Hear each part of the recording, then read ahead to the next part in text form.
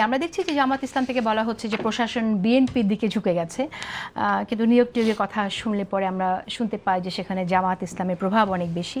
নির্বাচন কমিশনের যে বিষয় নিয়ে আমরা আলোচনা করছি সেটাকেও যদি কেউ সন্দেহের চোখে দেখে তাহলে বলতে পারে যে জামাতের পক্ষে এটা করা হচ্ছে। বিদেশে জামাত নেতার বাসায় ব্যালট পেপার পাওয়া যাচ্ছে। কেউ যদি বলে যেটা আসলে জামাত ইসলামের দিকেই প্রভাবিত এই প্রশাসন, এবং যাতে জামাত ইসলামের দিকে প্রভাবিত সেটা যাতে কেউ না বলে সেজন্য জামাত ইসলাম আগে থেকেই বলছে এটা বিএনপির দিকে প্রভাবিত, তাহলে কিভাবে আসলে খারিজ হবে?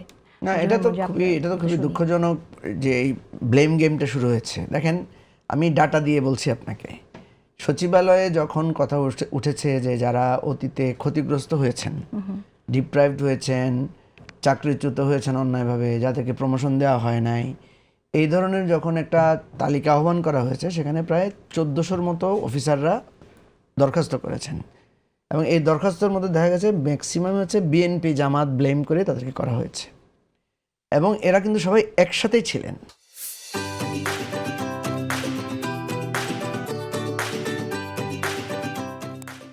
ধরেন বিএনপি পন্থী যাকে চিহ্নিত করা হয়েছে বা জামাতপন্থী যাকে চিহ্নিত করা হয়েছে তাকে ট্রান্সফার করা হয়েছে চাঁপাইনবাবগঞ্জ পৌরসভায়। উনি হয়তো সচিবালয়ে কাজ করতেন, হয়তো খুবই ব্রাইট অফিসার, কিন্তু শুধু বিএনপি জামাত সিলের কারণে তাদেরকে একসাথে পাঠানো হয়েছে। এবং এরা একসাথে ইভেন এমনও অনেক, মানে আমি কয়েকজন পুলিশ অফিসারকে জানি যাদেরকে ওএসডি করা হয়েছে, তা বিএনপি পন্থী জামাতপন্থী একসাথে মিলে ব্যবসাও করেছেন তারা। মানে যেহেতু ওএসডি কী করবেন, ওনারা একটা ব্যবসায়িক প্রতিষ্ঠানও খুলেছেন, এবং ওনারা প্রত্যেকেই এটা বলেছেন যে আমাদেরকে এইভাবে দলীয় ব্লেম করে আমাদের চাকরিচ্যুত করা হয়েছে, আমাদের প্রমোশন দেয় নাই, আমাদেরকে ব্যাড পোস্টিং দিয়েছে, আমাদের এই নানাভাবে তারা বঞ্চিত হয়েছেন।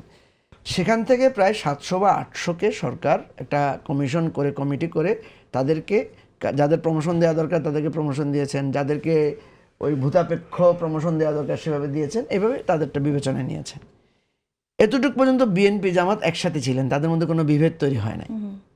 এখন যখন নির্বাচন বা পোস্টিংয়ের জায়গায় গিয়ে তদবির শুরু করলেন বিভিন্ন জন, তখনই এই আলোচনাগুলো আমরা শুনলাম যে এ বলছে এ বিএনপি, এ বলছে এ জামাত। তখন এই এতদিন ছিলেন তারা বঞ্চিত গ্রুপ, এখন হয়ে গেছেন এ বিএনপির পক্ষে, এ জামাতের পক্ষে। এবং এটার জন্য আমরা দুই পক্ষকেই দেখলাম যে একজন আরেকজনকে দায়ী করছেন। যেমন আপনি দেখবেন যে বিএনপি বলছে যে এতজন ডিসি জামাতপন্থী, জামাত বলছে এতজন ডিসি বিএনপি পন্থী।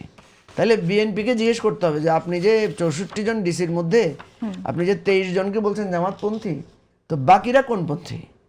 ঠিক আছে, আবার জামাত যখন বলছে এতজন ডিসি বিএনপি পন্থী, তাই জামাতকে জিজ্ঞেস করতে হবে বাকিরা কোন পন্থী, তাই না?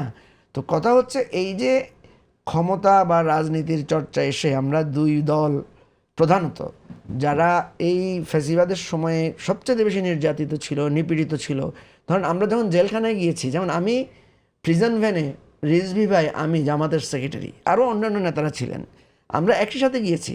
সেখানে তো আমরা কেউ, মানে ওই যখন জামাতের সেক্রেটারি উঠতে পারছেন না তখন তো রিজভি ভাই হয়তো হাত বাড়িয়ে দিয়েছেন, বা আমরা কেউ হাত বাড়িয়ে দিয়েছি। আবার যখন রিজভি ভাই বসতে পারছিলেন না, নিজের চেয়ারটা টেনে তো রিজভি ভাইকে বসতে দিয়েছি। তখন তো আমরা বলি নাই যে বিএনপিকে চেয়ার দিব না, জামাতকে আসছে কেন, জামাতকে আমরা হিংসা করব। অর্থাৎ কথা হচ্ছে বিপদে আমরা সবাই একতাবদ্ধ ছিলাম, এখন যখন স্বার্থের প্রশ্ন আসছে এখন একজন আরেকজনকে ব্লেম করছে। কিন্তু শুধুই এটা ব্লেম, কিন্তু আমরা যে পরিবর্তনটা আশা করছিলাম সেই পরিবর্তনটা আসলে কতটুকু হলো সেটাও একটু আমরা যদি কথা বলি। কারণ আমরা দেখছি যে প্রশাসনে নিজেদের লোক নিয়োগ দেওয়ার যে চেষ্টা, আমরা চিটাগং ইউনিভার্সিটির কথা যদি সেখানে শুনি, সেখানে আমরা দেখতে পাচ্ছি যে সহ উপাচার্য, জামাত নেতা হিসেবে পরিচিত সহ উপাচার্য মোহাম্মদ শামীমউদ্দিন খানের মেয়ে সহ বিশ্ববিদ্যালয়ে কারো সন্তান, কারো স্ত্রী, কারো স্বামী, কারো হবু জামাই, এরকম মানুষও নিয়োগ পেয়েছে। এটা আসলে রিপোর্টও হয়েছে অনেক। এটা তো আসলে স্বৈরাচার সরকারের কার্বন কপি আসলে ফলো করা হচ্ছে। আমরা বলছি বৈষম্য মুক্তির কথা, কিন্তু নিজেদের লোককে সব জায়গায় নিয়োগ দিচ্ছি। পরিবর্তন কি হলো আসলে? আর এই যে প্রশাসন নিরপেক্ষ না, এই যে অভিযোগটা আসছে, অভিযোগ থেকে মানুষ বের হবে কি করে? আচ্ছা, আমি বলবো, প্রথম কথা হচ্ছে দেখেন এই অভিযোগগুলো কেন আসবে। ধরেন কাকে আমরা জামাতপন্থী বলছি, কাকে আমরা বিএনপি পন্থী বলছি। সমস্যাটা হয়েছে যে যখন ইউনিভার্সিটিগুলোতে ভিসি টিসি সব পালাই গেছে, এটা অতীতে কখনো হয় না এই সংকটগুলো। যখন সচিব টচিব সহ ডিসি টিসি যখন সরে গেছে, অন্তর্ধানে চলে গেছে, তখন আপনি ওখানে লোক নিয়োগ দিবেন। তো কাকে নিয়োগ দিবেন? নিয়োগ দিবেন প্রধানত যারা যে যোগ্য। হ্যাঁ, তো যোগ্য বলতে যারা অতীতে নানাভাবে যোগ্যতা সত্ত্বেও যারা বঞ্চিত হয়েছেন। তো যোগ্যতা সত্ত্বেও বঞ্চিত হয়েছেন কারা? বিএনপির লোক, জামাতের লোক। জামাতের ঠিক লোক আছে? সেজন্য না। সেজন্য আপনি দেখবেন বিশ্ববিদ্যালয়ে কোথাও যদি ভিসি তো বিএনপি, না কিন্তু আমরা শুনতে প্রভিসি জামাতের, ভিসি জামাতের তো প্রভিসি বিএনপির পড়েছে। এখন তারা এই জায়গাটা ডিজার্ভ করেন, এই জন্য সমস্যাটা এখানেই যে আপনি যখনই বঞ্চিত লোকদেরকে প্রমোট করবেন বা বসাবেন, তখন নিজ দলের লোক বঞ্চিত যারা হচ্ছে শুধু তারাই প্রমোটেড হবে বা ঢুকে যাবে, ব্যাপারটা এরকম পার্থক্য না কি? যে তা যে না। দলের আরেকটা জিনিস হচ্ছে যে ভিসির মেয়ে বা প্রভিসির মেয়ে বা ছেলে, সে যদি যোগ্য হয় আপনি তাকে কিসের ভিত্তিতে বাদ দিবেন? এটা একটা রাইটসের প্রশ্ন আসছে। কথা হচ্ছে এই ধরনের অভিযোগ আসলে তদন্ত করতে হবে, তদন্ত করে, যেহেতু ইউজিসি আছে, শুধু না এসব নিয়োগ প্রক্রিয়া আমরা জানি যে একদম পরিবারের ক্লোজ লোক থাকলে তারা নিয়োগ বোর্ডেই থাকে না, থাকা উচিত না।